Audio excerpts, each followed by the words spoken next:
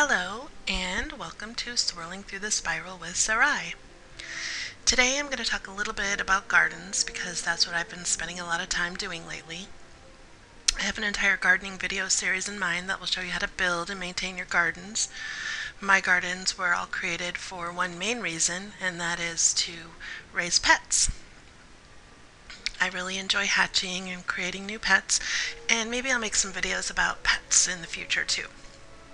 But my point right now is that the type of garden you create depends on why you're doing gardening in the first place. Since my gardens were created with pet training in mind, that's what I'll be focusing on for the next few videos. For this video, I'm going to assume that you have a wizard with level 5 gardening or higher.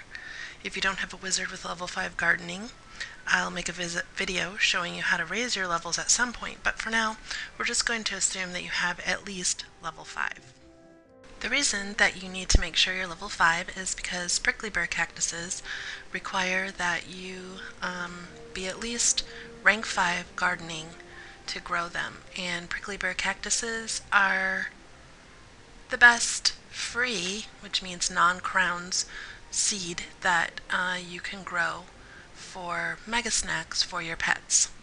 There are other free non-crowns seeds that you can get that also give mega snacks, but I'm going to be focusing on prickly pear cactuses because they work great for me and they give me a lot of great mega snacks. So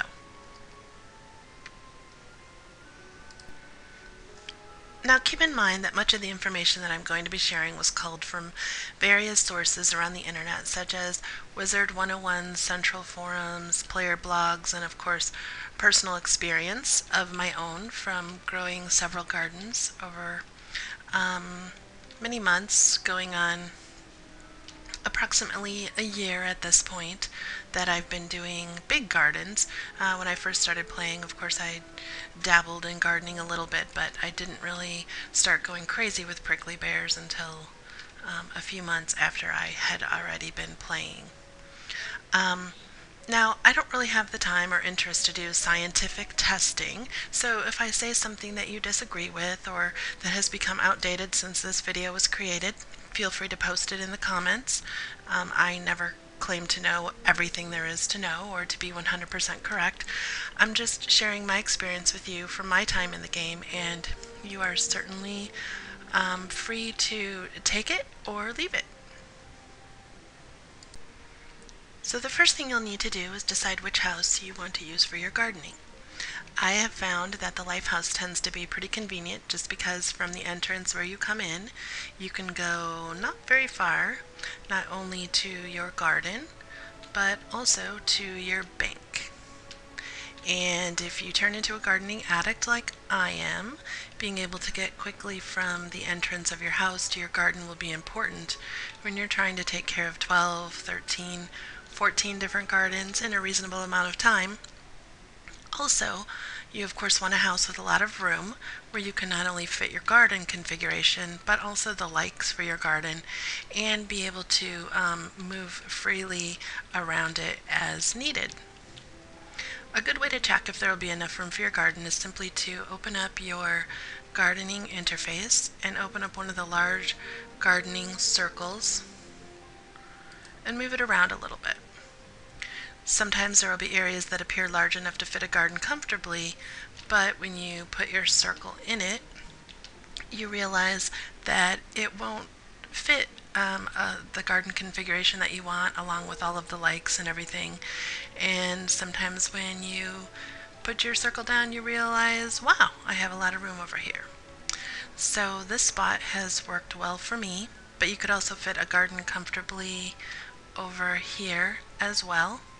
It's a little more cramped, but it is a little bit closer to the entrance of the house, which again could save you some time when you're trying to care for multiple gardens. It doesn't make that much of a difference, but again, if you end up with a lot of gardens, sometimes you just want to be able to run in, take care of their needs quickly, and you don't want to run from the front of your massive fantasy palace all the way to the back just to do your gardening, because that can add a lot of time to your gardening maintenance and of course takes away from your playtime.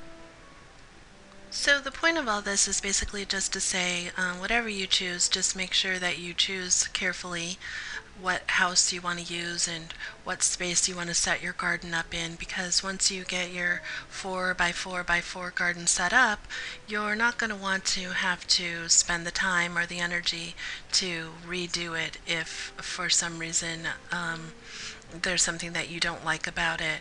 Or what I have found is that over time, although this may start out as a prickly bear garden, maybe at some point you'll need to farm for amber and you want to turn this garden into a king parsley garden. Or maybe after a while you'll have a lot of deadly elephant ears, and so you'll want to change the prickly bears into a deadly elephant ear garden.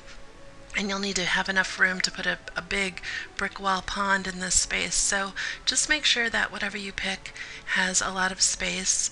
This is a little tight probably behind this wall, but I can still fit through here. And if I wanted to, I could still fit some things back behind or along the side, but I definitely have a lot of room in the front to put things if I needed to as well. So thanks for checking out this video. It shouldn't be too long before I have the next video ready that will show you the supplies that are needed and exactly how to construct a 4 by 4 by 4 garden. So until next time, keep swirling through the spiral.